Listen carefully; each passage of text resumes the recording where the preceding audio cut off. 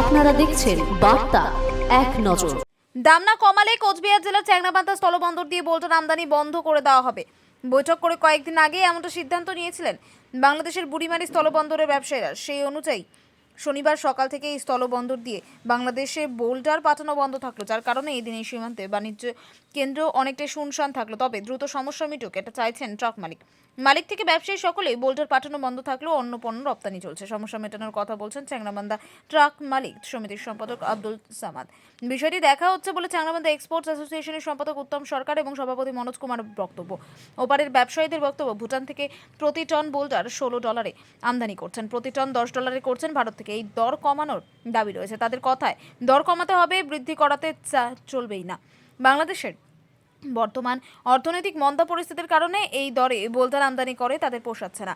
লাভপুরের কথা, লোকসান হচ্ছে অনেকের। দাম কমানোর দাবিতে বোল্টার আমদানি বন্ধ করলেন তারা। চ্যাংরাবান্ধা স্থলবন্দর থেকে শাহ আলম সরকারের রিপোর্ট। আপনার পদমর্যাদা? আমি গাড়ি চালাচ্ছি। আপনার আজকে যে বর্ডার বন্ধ আছে, মানে পাথরের গাড়ি যাচ্ছে না, এই প্রসঙ্গে আপনি কি বলতে চান? আমি তো কিছু মন্তব্য করতে চাই না, কারণ আমার হাতে লাইভ স্টোন লোড আছে, তো আমি লাইভ স্টোন নিয়ে যাচ্ছি বাংলাদেশে। তুমি নিয়ে চলে বাংলাদেশ ঢুকবে এখন। এই মাল কোথা থেকে লোড করা হচ্ছে? ওই জায়গা থেকে। আর এখন যাবেন কোথায়? বাংলাদেশে। বাংলাদেশ। আপনারা কি চান না যে বিগত দিনে যেভাবে এই বর্ডার দিয়ে রিভার স্টোন বোল্ডার যেভাবে এক্সপোর্ট হয়েছে সেভাবে আবার এক্সপোর্ট হোক?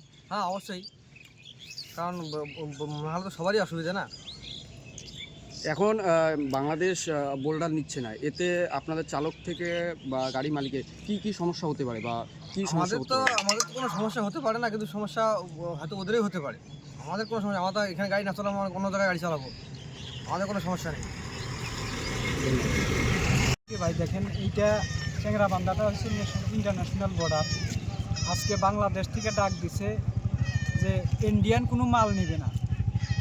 তো দেখা যাইতেছে যে এইখানে এই বর্ডারে কমসে কম খালি শুধু গাড়ির মালিক না, এক্সপোর্টার না, সমস্ত পাবলিকের যেটা হয়তো ইনকামের রাস্তা ছিল সেই রাস্তাটা বন্ধ হয়ে গেছে। এবং কি খালি ইন্ডিয়ান না, বাংলাদেশের মধ্যে যেটা তাদের রুজি রোজগারের রাস্তা ছিল এই বর্ডারের উপর দিয়া, সেটাও তাদের বন্ধ হয়ে যায়। খালি যে আজকে ইন্ডিয়ায় প্রভাব পড়বে তা না, বাংলাদেশের মধ্যেও এই জিনিসটার প্রভাব পড়ে যাবে, অভাব হয়ে যাবে।